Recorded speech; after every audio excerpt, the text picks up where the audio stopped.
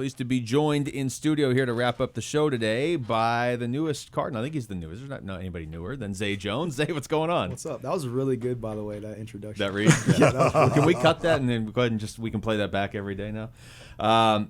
Look, Zay, we're excited to have you in here, man. I'll start with this. We were talking about the Cardinals receiving room before they signed you, and then there was this talk like, hey, Zay Jones is talking to the Chargers, and he's talking to this team. What made you choose Arizona? Just the opportunity. When I came in here, I realized how much I was wanted and how much my talent was being recognized. And that's huge for a guy, I think, at least for me. Yeah. And kind of now that free agency process when you're trying to decide what's best for you.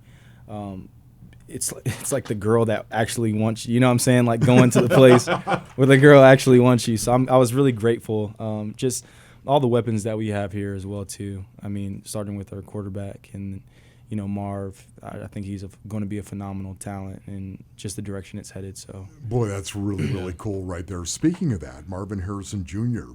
Do you take it upon yourself to mentor some of these younger guys? I don't like to force myself, in a space maybe where sometimes people want to learn things for themselves, but I think being available and being there and then a form of leading by example is one of the most powerful ways to do it, at least for me. Agreed. I've had players who spoke before. When I was a younger player, I had players who didn't say anything and just led. I had players who just showed up early and I was like, okay, he's having success, he's doing something, so maybe I should do that. So I think there's a combination between feeling led to and, when the time is right, sharing what you need to.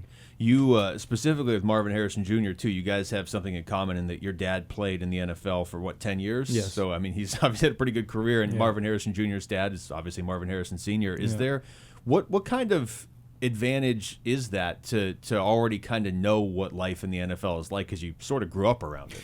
Yeah, I think that the young advantage at least was going to the NFL was normalized, although it's not a given.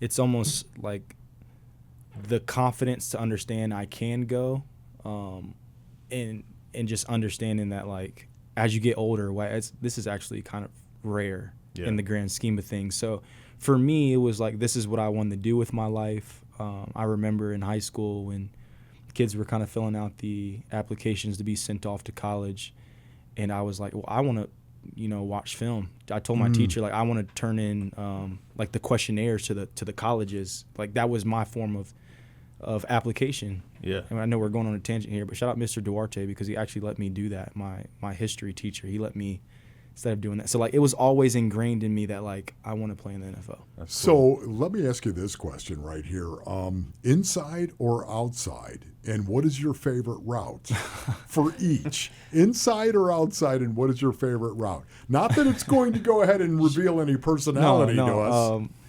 I think in college I played inside. Okay. And then in the NFL I grew to play on the outside. So I think capability-wise I could do both. Now, my favorite route is the one that scores. That's a good answer. I'm going to keep that answer at that. So I'm writing that one down right here. The one that scores. That's it. Yes. Remember that from when he scores in the game. Exactly. You can say that was his favorite route. That's my favorite route. We're being joined by Zay Jones right now. Zay, Kyler Murray. I know you haven't got to really play with him yet, other than maybe a few passes here or there. But what are your impressions about Kyler as you join this team? Very stoic. Love the way that he carries himself. Seems like he has a lot of charisma and confidence. Great command of the huddle from what I've just seen even briefly today. The way that he calls the plays and understands the plays seems to me like a guy that really understands the system and gets it.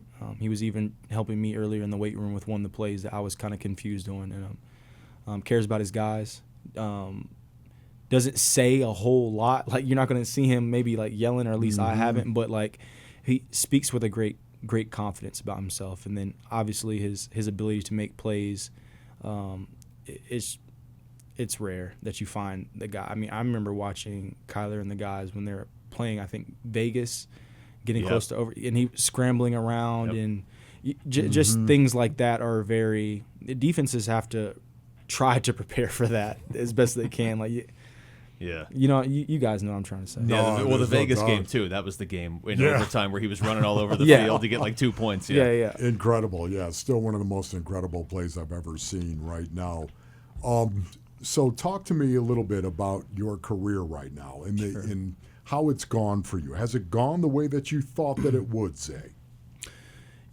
I think life never really goes the way that you thought it would, but I think there's beautiful blessings in it. And I've had a lot of moments in my career that I've taken time to look back and show gratitude for.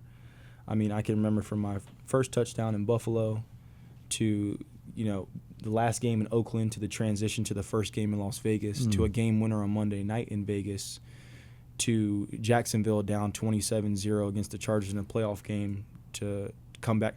There's been so many moments that I've had personally that I'm truly grateful for. And I wouldn't change it.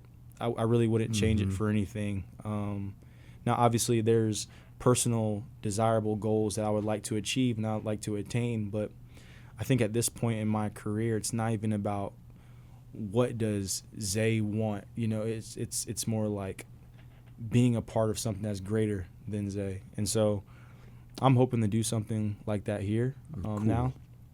And everywhere I've went, I've learned something unique about myself as a man. In every place I've played, I kid you not, I never thought I would be there. Even East Carolina in college, never thought I was going to Greenville.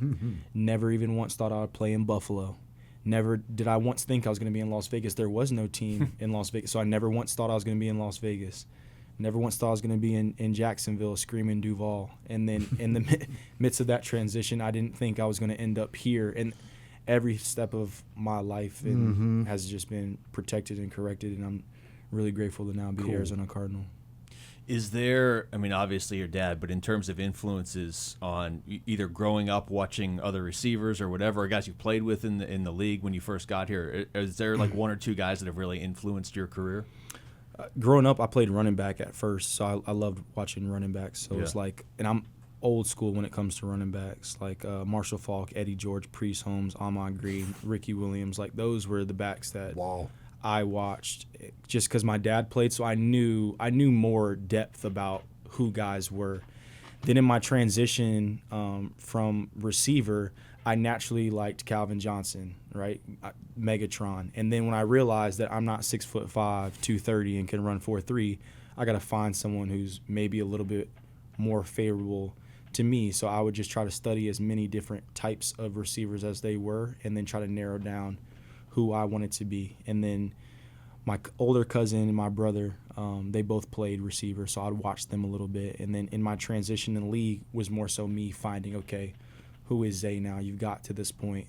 How can you refine your skills? So I try to take a little bit from everybody, though, at some point. Do you enjoy running with the ball after the catch? It kind of sounds like that. Yeah, from a running back's perspective. I can't quite do what these running backs can do, but I'm better. I think I'm better catching than running in between the tackles. But I enjoy making a play for my team, and whatever form and fashion that comes in. So whether it's high pointing one, whether it's a game winner, whether it's getting a block to spring, a back, whatever it takes to get the job done, I truly believe in. And that's just kind of my heart and my passion. As soon as I'm ingrained and bonded with my teammates and I'm connecting with people, it's like, now I'll go run through a brick wall for you.